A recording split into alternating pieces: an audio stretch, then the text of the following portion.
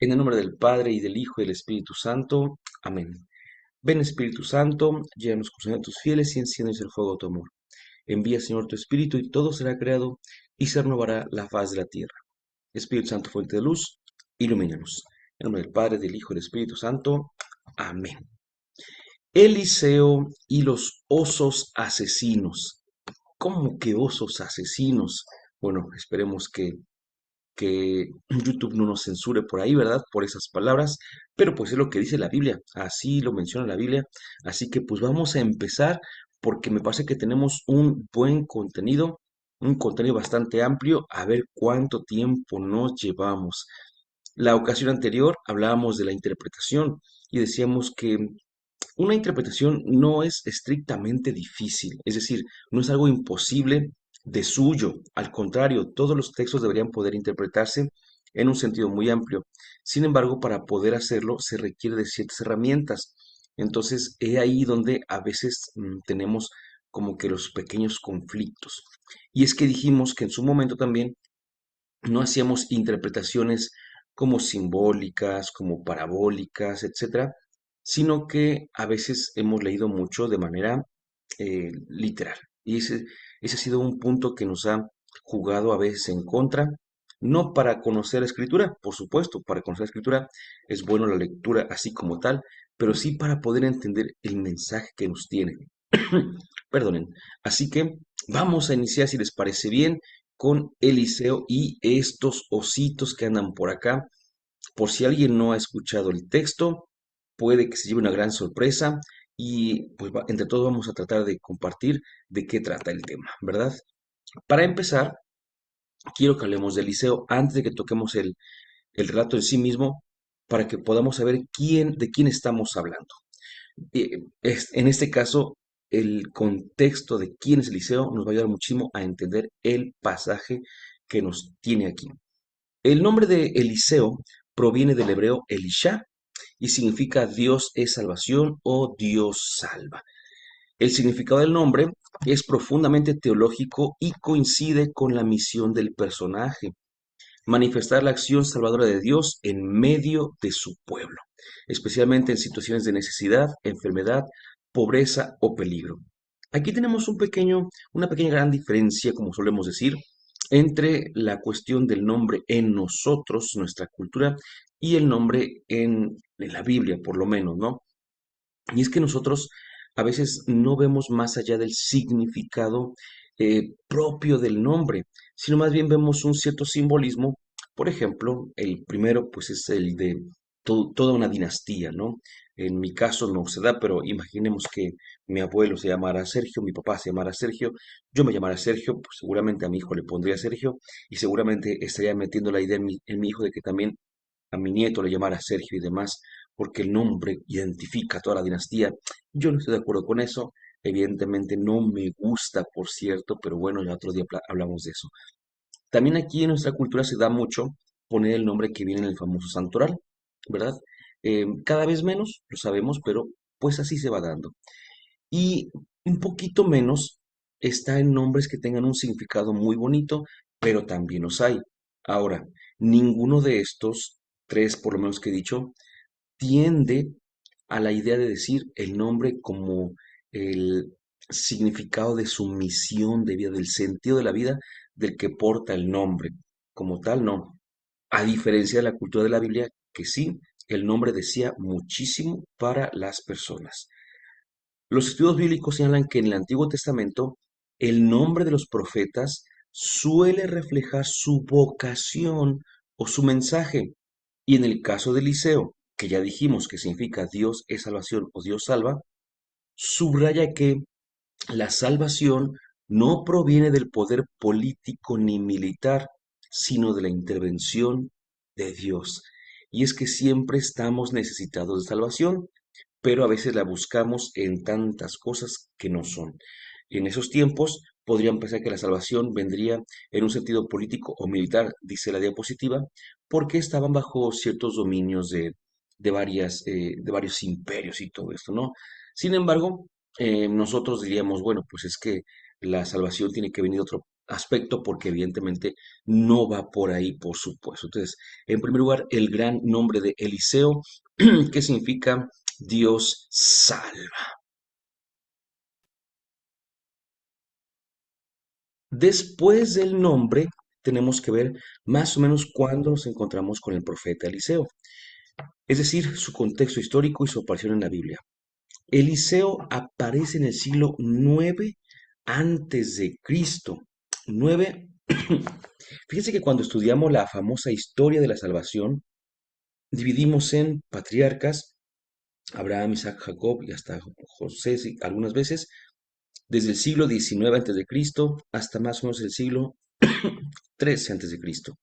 Luego hablamos del Éxodo y de Moisés, siglos 13 y un poquito, por así decirlo, del 12, pero 13, siglo 13. Luego de Josué, luego de los jueces, luego de los reyes y después de los profetas. Hablamos de los reyes del siglo 10 y hablamos hasta el siglo, pues ahí se va mezclando porque hablamos un poquito hasta el siglo sexto, del octavo al sexto todavía, ¿no? Pero después de eso vemos el bloque de los profetas. Y esto podría hacernos pensar que después de los reyes vienen los profetas. Pero esto no es así. Los profetas aparecen en la Sagrada Escritura desde mucho tiempo antes. De hecho, por ejemplo, a Moisés se le llega a decir profeta, a, a Samuel, que unge tanto a jueces como a reyes, se le llega a llamar también profeta, vidente, pero aquí por eso lo digo porque Eliseo aparece en el siglo 9 antes de Cristo y estamos ya en la época de la monarquía dividida, por cierto, recuerden que el primer rey fue Saúl, el segundo fue David y el tercero Salomón, del pueblo de Israel que había ingresado a la Tierra Santa. Pero después Salomón, la Tierra Santa se divide en dos reinos, el reino del norte, con su capital en Israel, y el reino del sur, con su capital en Judea, bueno, Jerusalén, perdón, el reino de Judea, el reino del sur, con Jerusalén. Mm, por ahí tiene que ver Samaria, pero de momento no confundamos más, ¿sale? Entonces, aquí viene una cosa muy interesante. Generalmente los profetas del norte predicaban en el sur y los del sur predicaban en el norte. Aquella cuestión que después hasta mismo Jesús dirá que los profetas no son bien recibidos en su patria, ¿no? Entonces, por eso los profetas iban hacia arriba los de abajo y hacia abajo los de arriba y todo eso, ¿no? Bueno, entonces aparece en el siglo 9, que es la época de la monarquía, en el reino del norte, durante un periodo políticamente inestable. Su historia, la de Eliseo, por supuesto, la encontramos principalmente en los libros de Primero de Reyes, capítulo 19, donde está su vocación, y luego el segundo de Reyes, del 2 al 13, donde vemos su actividad profética. Eliseo, como punto determinante, sí, bonito, importante, es discípulo y sucesor del profeta Elías. El profeta Elías es el prototipo del profeta como tal. Ustedes recuerdan que en la transfiguración, eh, Jesús dice que de momento lo ven que está platicando con Moisés y Elías. Es una forma de decir que Jesús está en diálogo con la ley y los profetas, porque Moisés es el símbolo de la ley, del Pentateuco, la Torá, mientras que Elías es el símbolo de los profetas, del Antiguo Testamento, por supuesto, ¿no? Y el discípulo de Elías es justamente Eliseo. Por eso dice que Elías fue una figura profética decisiva en la lucha contra la idolatría del dios Baal promovida por la casa real de Acab y Jezabel. Son temas que podríamos también abordar, pero no es el momento. Ahora no es el momento. Según el relato bíblico, Elías llama a Eliseo mientras está trabajando en el campo, mientras está arando con bueyes. Ahí lo vemos en el primer libro de Reyes, capítulo 19. Ese detalle es importante porque muestra que Eliseo no procede de círculos sacerdotales o cortesanos, sino de un ambiente rural. Eran tiempos en los que todo era por casas, por dinastías y demás, pero aquí el profeta es llamado por iniciativa de Dios, por supuesto. En un tercer lugar, Eliseo queda en lugar de Elías.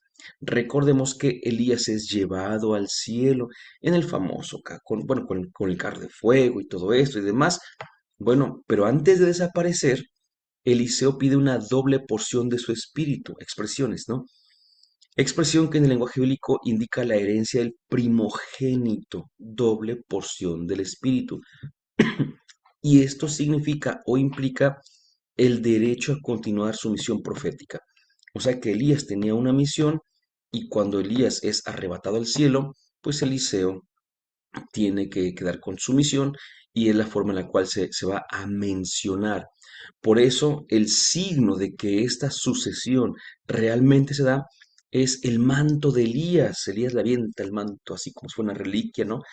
Eliseo la recoge y con este manto realiza su primer milagro. Luego, que es dividir las aguas del Jordán, mostrando que el espíritu profético ahora está en Eliseo. El mismo espíritu profético de Elías ahora habita en Eliseo. Los biblistas señalan que este episodio no busca describir un fenómeno físico, los milagros de los que siempre hablamos, sino que al decir que se abrieron las aguas, lo que busca es legitimar la continuidad de la tradición profética. Es como decir, oh, confirmamos que sí es el sucesor de Elías. Seguimos hablando de Eliseo, ¿eh? Rasgos característicos de su ministerio. A diferencia de Elías, cuya acción es más confrontativa frente al poder, Eliseo aparece como un profeta cercano a la vida cotidiana del pueblo. Mira qué bonito, ¿verdad? Los relatos atribuidos a él presentan varias características. Primero, es un profeta de milagros, porque muchos episodios donde se habla de él narran intervenciones extraordinarias. Purificación de aguas, multiplicación de alimentos, nos suena mucho, ¿verdad? Curaciones como la de Naamán el sirio, también nos suena por ahí. Resurrección del hijo de la tsunamita, resurrección de un niño. Nos suena el profeta Eliseo, la figura de Eliseo nos suena, nos suena. También es un profeta, además de milagros, muy cercano al pueblo, porque ayuda a campesinos, a viudas, a comunidades proféticas y a gente común. Y por último, eso sí, tiene influencia política, porque también interviene indirectamente en acontecimientos políticos y militares del reino de Israel. Así que es un profeta muy interesante. Las palmas, el reconocimiento se los lleva Elías, pero Eliseo no se queda atrás. Sentido teológico de la figura de Eliseo. Los estudios bíblicos subrayan que los relatos de Eliseo no pretenden solo narrar prodigios, ya dijimos que muchos hablan de intervenciones extraordinarias, ¿no? Sino que su finalidad es mostrar la presencia activa de Dios en la historia de Israel. En esta línea, autores como Raymond Brown destacan que las tradiciones proféticas presentan a Eliseo como signo de la fidelidad de Dios hacia su pueblo, incluso en tiempos de crisis política y religiosa. Recuerden esta palabra ahorita, fidelidad, porque voy a volver a ella ya merito, ¿eh? Sus acciones, las de Eliseo, revelan tres ideas centrales. Uno, Dios se preocupa por las necesidades concretas del pueblo. Por eso vemos que Eliseo es un profeta cercano al pueblo. Dos, la salvación de Dios puede manifestarse a través del profeta. Yo me acuerdo que cuando estudiábamos acerca de la figura del profeta hace muchos años, nos decían que una de las características o un par de características es que además de que hablaban de Dios y de las cosas de Dios, su palabra se cumplía, ¿sí? Pero el que se cumplía su palabra era una forma de confirmar que venían de parte de Dios, justamente, ¿no? Y la palabra profética continúa actuando después de Elías. Como acabo de decir, para muchos Elías era el prototipo, el arquetipo, mejor dicho, del profeta. Entonces se va Elías y pues uno puede decir, ¿y ahora qué? No, la escritura nos dice, y ahora Eliseo. Así que es importante.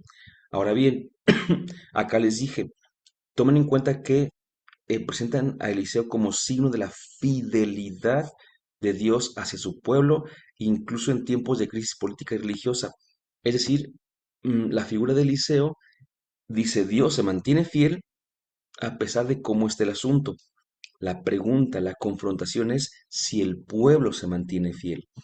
Lo voy a decir, lo digo así y ahora lo defino con una expresión.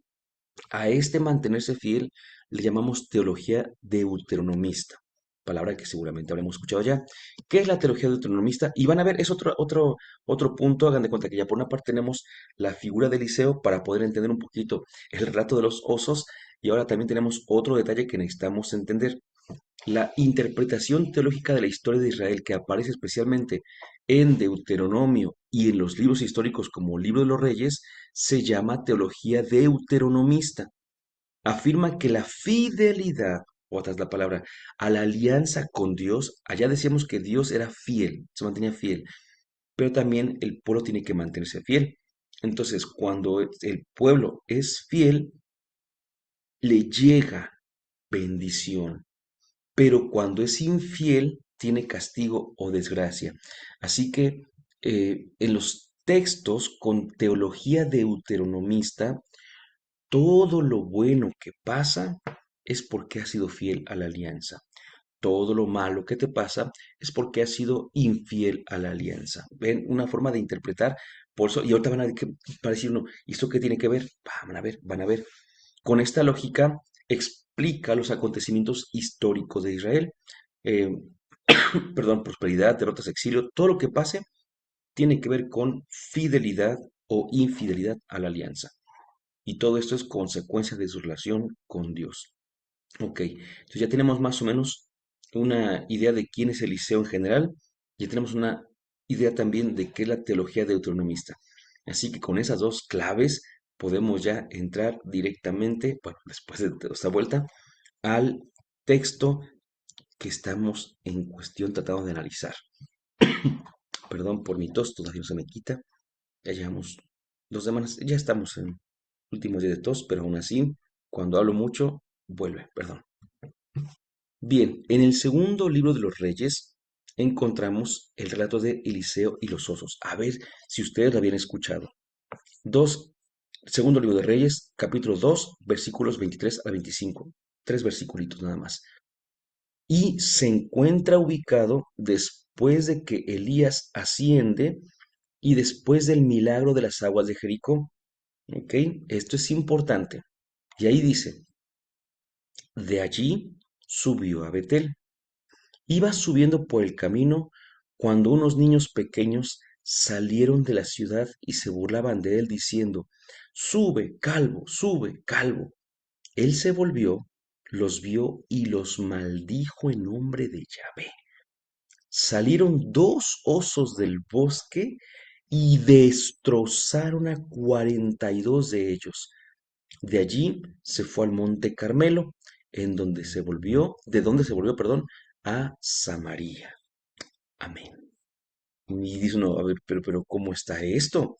¿Cómo está esto? A ver, son varias cosas que tenemos que tomar en cuenta y de hecho te voy a decir veladamente una que después la vamos a retomar. Pero en primer lugar, nos encontramos ante un texto muy difícil. ¿Cómo es posible que este gran Eliseo del que estamos hablando dice que fue camino a Betel y que cuando iba por el camino dice unos niños pequeños, así dice, ustedes pueden ver en su traducción a ver cómo lo pone, que salieron de la ciudad y se burlaban de él diciéndole, sube, calvo, y entonces vean lo que pasa, él se volvió, los vio y los maldijo en nombre de Yahvé.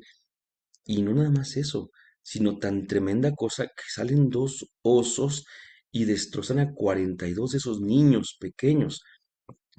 Pues, pues miren, yo creo que cuando nos critican, nos juzgan, eh, porque dicen es que la Biblia, según tú, es palabra de Dios y tiene tales cosas bien feas y demás, yo creo que simplemente no nos dicen nada de este texto porque no lo conocen. Pero si lo conocieran, nos dirían, ah, tu Dios de amor, ese que hace que salgan osos y que destrocen a niños pequeños, inocentes, solo porque estaban bromeando con un profeta y no, y obviamente dramatizan todo, ¿no? A ver, vamos por partes, vamos por partes. De hecho, sí he visto como, pero muy pocas, muy pocas veces, gente que habla de este texto en contra de la fe, en contra de Dios y en contra del creyente, por supuesto, ¿no? Pero tranquilos, vamos por partes, porque si a ellos, a los que hablan en contra de nosotros, de alguna manera les repugna lo que están leyendo, pues tendríamos que decir es que a nosotros también. Repugnar significa que intelectualmente no nos cuadra. No puede ser posible que nuestro Dios, al escuchar que un profeta suyo maldice a otros, les mande unos osos asesinos y demás. No, no, no, no puede ser posible. Entonces tenemos que entender qué es lo que quiso decir este texto. ¿Estamos de acuerdo? Pues vamos para allá para poder entender de mejor manera el mensaje de ese texto, porque tenemos un mensaje aquí y tenemos que entender todo el contexto, no solamente la letra, lo que dice como tal. Vamos por partes. Inserción en el ciclo de Eliseo. Fíjense nada más, escuchen esto, es que desde aquí, el relato forma parte del ciclo de Eliseo, que ya habíamos dicho que estaba en el segundo libro de Reyes 2 al 13, integrado en la gran obra deuteronomista. Por eso era importante que supiéramos qué era la teología deuteronomista, y todavía no la decimos más, ahorita vamos a entenderla mucho mejor. Según la mayoría de los biblistas, estamos ante una tradición profética antigua reelaborada por la teología deuteronomista para subrayar tres cositas. Primero, la legitimidad sucesoria de Eliseo respecto a Elías. Entonces necesitamos una forma de decirles, confíen en Eliseo, sepan que Eliseo también es como Elías, ¿ok? Dos, una forma de legitimar su autoridad es la eficacia de su palabra. ¿Se acuerdan que recién les dije que cuando a mí me enseñaban de profetas me decían una característica es que la palabra se cumple y una característica de los falsos profetas es que su palabra no se cumple? Fíjate, fíjate. O sea que esta maldición que suelta Eliseo y que conlleva una muerte inmediata, tiene que ver más con una eficacia de la palabra que con un hecho concreto, ¿eh? Aguas, aguas. Y la bendición o maldición asociada a la fidelidad o rechazo del enviado de Yahvé. La teología deuteronomista decía que tendrás bendición si cumple la voluntad de Dios, te decía yo, y tendrás maldición, en otras palabras, si eres infiel a la voluntad de Dios. Ahora, ¿cómo sabemos cuál es la voluntad de Dios? Pues por los profetas. Así que ser fiel a la voluntad de Dios es aceptar al profeta. Ser infiel a la voluntad de Dios es rechazar al profeta. Ya vamos teniendo más herramientas para poder entender este mensaje, este texto con su mensaje. Tras la ascensión de Elías, el redactor, fíjate qué preciosa forma de decirlo, el redactor quiere mostrar que el espíritu de Elías, sucesión, reposa sobre Eliseo. Por eso, el milagro de Jericó, las aguas, vida y purificación, y el castigo de Betel, que es un juicio, mira esto, forman un díptico. Vocación, milagro, juicio. Vocación es la antesala y el díptico es milagro, juicio. ¿A quién se presenta? Se presenta al profeta que porta bendición y porta juicio. Es que es importante. Vean, desde acá lo dijimos, miren. eh, los relatos de Eliseo no pretenden solo narrar prodigios, los famosos milagros que decíamos, sino que su finalidad es mostrar la presencia activa de Dios en la historia de Israel. Entonces, cuando se narra un milagro de Eliseo, lo que se intenta es decir, Dios está con él, pero también está con nosotros, se mantiene fiel. Y cuando se narra un acontecimiento difícil o duro o de juicio, es también en la misma línea. Y aquí es como le llaman la tesis sobre Eliseo. ¿Cuál es la tesis? Que Eliseo es profeta a través del cual se puede adquirir la bendición o se puede llegar al juicio. ¿Cómo te lo digo? Pues si yo soy de aquellos días, de aquellos tiempos, hay una forma muy sencilla, con narraciones. No te lo digo así como lo diríamos el día de hoy nosotros.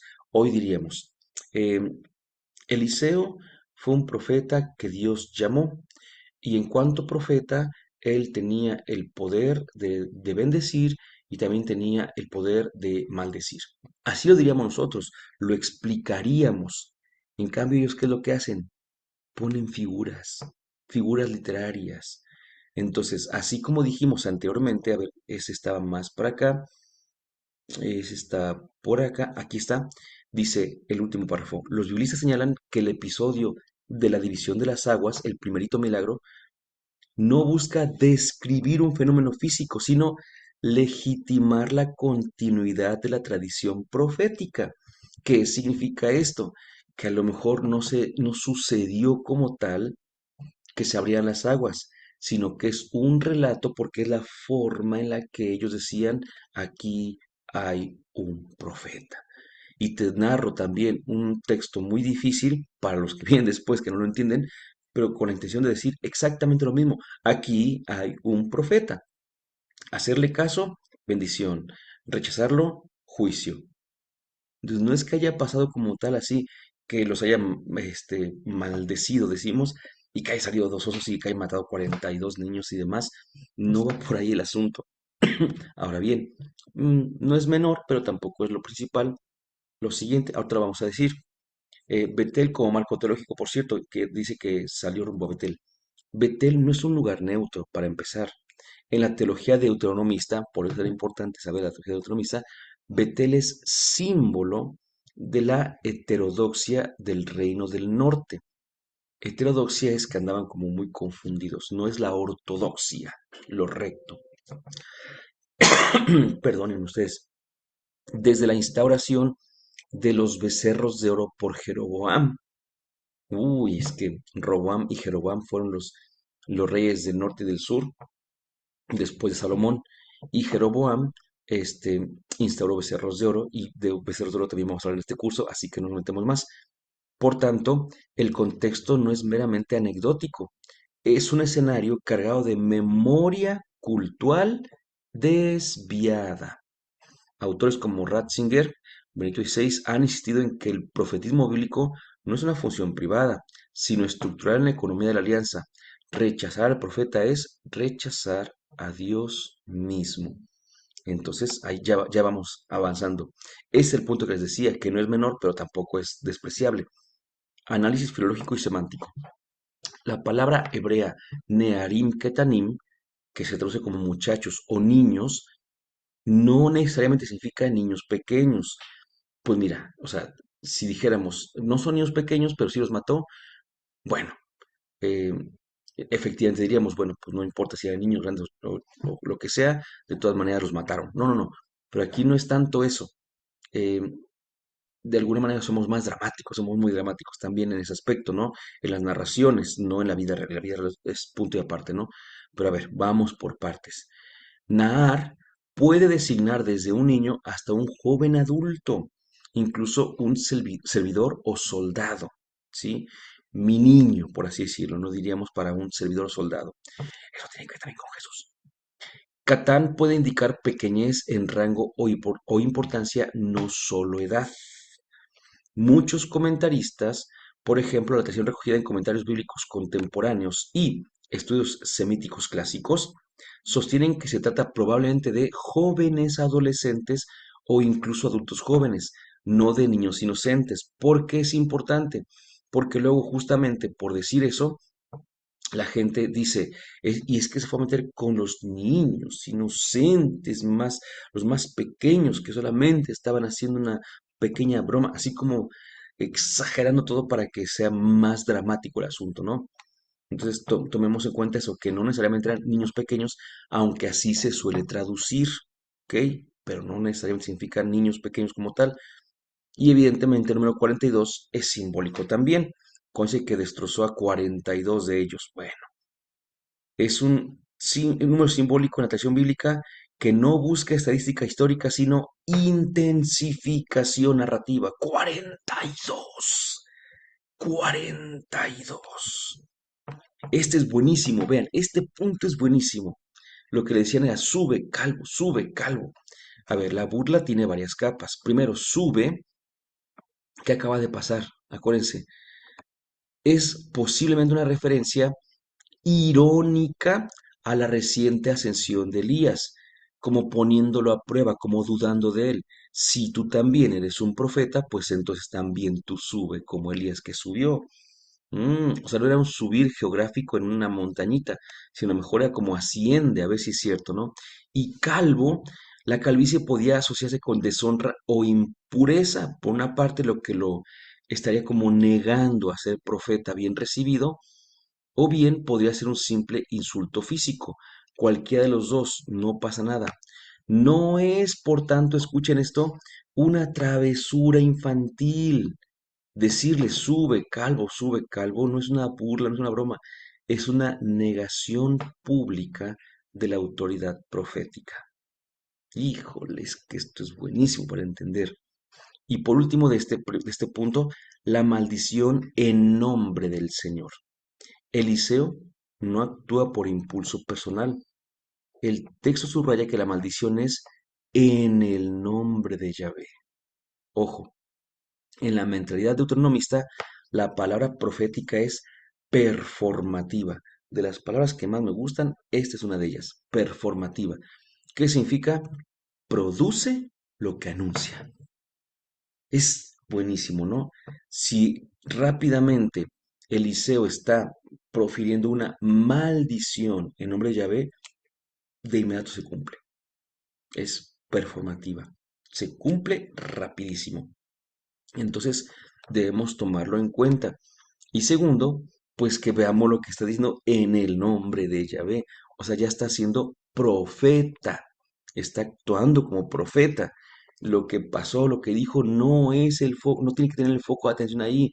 Y repito, no estamos minimizando un ataque a unos niños pequeños que fueron destrozados. No, no, no, porque nunca se quiso contar eso, nunca jamás se quiso contar eso, sino que lo que se quería contar era que Eliseo realmente era sucesor de Elías. Y entonces, ¿cómo lo hacía? Pues es capaz de bendición, es capaz de juicio. Pero ¿cómo te lo digo? Con narraciones, así es como ellos contaban todo, acuérdense. Género literario y función teológica. No estamos ante una crónica periodística.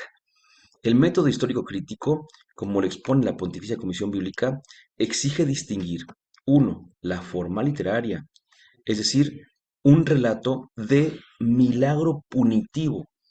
Algunos incluyo, o me incluyo de alguna manera, algunos no le llamaríamos milagro por esta cuestión que dice que es punitivo. Punitivo significa de castigo. Entonces, para algunos no sería, no tendría el rango de milagro. Por ejemplo, el diluvio fue un milagro, pues para algunos no lo es, y me incluyo, repito, a veces, porque un milagro tiende a ser, sobre todo los evangelios, pero aquí estamos en el Antiguo Testamento, tiende a ser manifestación o del poder o de la misericordia de Dios. Y el diluvio no fue una expresión de la misericordia de Dios. Entonces, por eso a veces dicen algunos, no le podemos llamar milagro. Aquí tampoco diríamos lo mismo. Es un milagro que hayan salido dos osos y hayan matado 42 pequeños, pues no es un milagro como tal, ¿no? Pero algunos lo llaman así, milagro punitivo. Podemos aceptarlo también, tampoco estamos cerrados. Dos, también exige que distingamos el contexto vital. ¿Cuál es el contexto? La defensa de la autoridad profética. El relato está en este contexto de la defensa de la autoridad profética. Y tres, redacción teológica, la afirmación de la santidad del ministerio profético. Y cuando digo la santidad, es que nadie puede dudar y mucho menos hablar en contra de. La intención no es describir la psicología de Eliseo, sino enseñar que despreciar al profeta equivale a despreciar al Dios que lo envía. En continuidad con la teología del Deuteronomio, la bendición y la maldición son consecuencias de la respuesta a la alianza. Entonces, en el texto previo había una fidelidad a la alianza. En este texto hay una infidelidad porque no aceptan que Eliseo es un profeta, no lo están aceptando como tal, están dudando de él, se están burlando de él y narrativamente, que es lo que pues pasó esto, los destroza. Pero no es que estuviera contando, dice ahí, no es una crónica de lo que pasó. Problema moral, que es de lo que estamos ya hablando. Violencia desproporcionada. ¿Se pasó entonces Eliseo? A ver, aquí surge la objeción moderna que les decía yo hace ratito, para los que la supieran, ¿no? ¿Cómo conciliar este episodio con la imagen de un Dios justo y misericordioso? Primero, claves hermenéuticas. ¿Por qué? Porque seguramente el día de hoy, aunque nosotros entendiéramos todo esto, No diríamos algo así, por supuesto, el día de hoy, pero el día de hoy no estamos en el año 1000 antes de Cristo, ¿verdad? Entonces tenemos que recordar, uno, la revelación progresiva. La comprensión de Dios se despliega históricamente y culmina en Cristo. Recuerden eso para poder interpretar un texto del Antiguo Testamento puede resultar más difícil de interpretar que uno del Nuevo, porque en el Antiguo Testamento hay menos revelación que en el Nuevo. Y pues es que en el Nuevo, cuando se revela Jesucristo, pues llegamos a la plenitud de la revelación, que como en otros cursos lo he dicho, que la revelación ya está completa, 100% en Cristo, completísima, pero la comprensión de la revelación todavía está en deuda. Segundo, lenguaje simbólico teológico.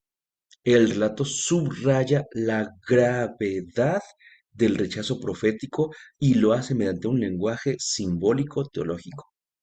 Tercero, dimensión colectiva. El grupo representa a la ciudad, a Betel, no a niños nada más, no solo individuos aislados. Henri de Lubac subrayaba que el Antiguo Testamento debe leerse en clave cristológica y eclesial. Los sentidos espirituales no anulan el literal, pero lo abren hacia una plenitud mayor. Bueno, apartecito, apartecito. Pero ahí tenemos estos. ¿Cómo entender, cómo tratar de interpretar adecuadamente? Revelación progresiva, lenguaje simbólico y dimensión colectiva. Ese es buenísimo, ¿eh? Buenísimo. Y no es la única vez que lo vemos. El ejemplo que siempre les pongo, la samaritana. La samaritana no habla de una señora, sino de un pueblo. No habla de doña samaritana, sino de el pueblo samaritano.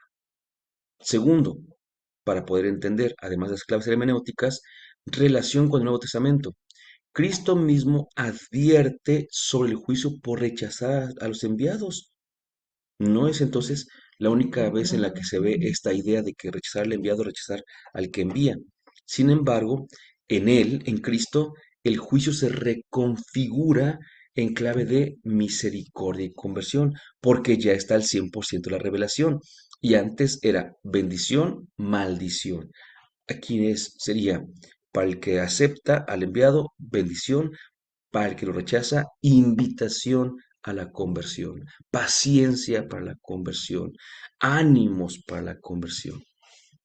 Lectura teológica canónica. Desde una lectura canónica, Elías asciende, Eliseo hereda el espíritu, el manto y demás símbolos. La autoridad profética queda confirmada con los textos y el rechazo trae el juicio, para que lo entendamos, para que podamos interpretar. En clave simbólica, los osos podrían representar la irrupción del juicio divino, no necesariamente a dos animalitos salvajes, sino es una forma de decir, y he aquí el juicio para aquellos que rechazan y los destrozan, ¿no? Y el bosque es espacio de caos que invade la ciudad impía. Buenísimo, buenísimo, porque el Betel entonces estaría siendo como una ciudad impía, sin piedad, sin fe, y entonces el bosque de donde vienen los osos, pues es de donde viene justamente esta irrupción del juicio. La tradición patrística, por ejemplo, Orígenes, con todo y todo, por supuesto, veía en los jóvenes irreverentes una figura de la soberbia que se burla de los santos, de lo santo. Así que no nos encontramos con un relato periodístico, anecdótico, donde nos cuente que una vez unos niños se burlaron de un profeta y el profeta los mandó matar. No es eso, no es eso, ¿no? Aplicación pastoral. Punto número uno. La seriedad de lo sagrado. Eso es importante, es muy bueno. Perdón que vaya muy rápido, pero es para que podamos abordar el tema completo. Llegamos entonces a una posible aplicación pastoral, que recordemos que todas las aplicaciones pastorales pueden variar. Puede hablarse de esposos, puede hablarse para jóvenes, puede hablarse para catequistas, puede hablarse para ministros, puede hablarse para todos los que ustedes quieran. Aquí vamos a proponer algo muy general. Primero, recordar la seriedad de lo sagrado. La burla sistemática de lo santo no es trivial en la lógica bíblica. La escritura educa en la conciencia de que la relación con Dios no es indiferente. En nuestros días podríamos hablar un poquito acerca de la burla hacia los sacerdotes, hacia las religiosas, que por ser figuras dentro de la iglesia, y por cómo visten y demás, que ya no se les respeta, ¿verdad? Entonces sé que eso podría ser una buena aplicación también. Otra, autoridad y misión. El pasaje recuerda que el ministerio no depende de la aceptación social. El profeta auténtico podría ser rechazado. El profeta puede ser rechazado, pero que sea rechazado no significa que sea profeta. Hay que saber por qué te rechazan. Es que mira, yo he ido a este grupo a predicar, a esta parroquia a predicar, he ido a esta comunidad a predicar y me rechazan. ¿Qué les dices? ¿De qué les hablas? Bueno, les hablo de la palabra de Dios, les muestro su vida, estoy con ellos, intento apoyarlos y me rechazan. Bueno, pareciera que estás actuando bien, entonces recuerda que no siempre te van a aceptar. Pero a ver, ¿qué le preguntas? ¿Y por qué te rechazan?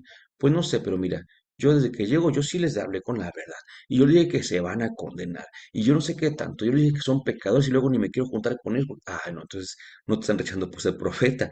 Te están rechazando porque los juzgas. Entonces, el profeta suele ser rechazado, pero no porque sea rechazado está siendo profeta, porque a veces está siendo simplemente una mala persona, ¿verdad? Escándalo de pedagogía. El texto sacude. Ah, y eso es importante. El texto es muy llamativo. Entonces es necesario como que, ¿y ahora qué onda, no? No busca complacencia moral, sino provocar reflexión sobre la responsabilidad frente a la palabra divina. Muy duro, sí, pero ayuda. No nos deja indiferentes, ¿verdad? Probablemente una cita que dijera justamente lo que hicimos hace ratito, y entonces subió este profeta. Recordemos que a los profetas hay que respetarlos y hacerles caso. Seguramente nadie se acordaría de eso. Pero cuando conocemos de los osos y los niños, ah, no, sí es cierto, sí me acuerdo de eso. Cristificación, perdón, cristificación de la lectura. En Cristo, el rechazo no termina en destrucción, sino en cruz y redención. La violencia del juicio se transforma en ofrecimiento de gracia.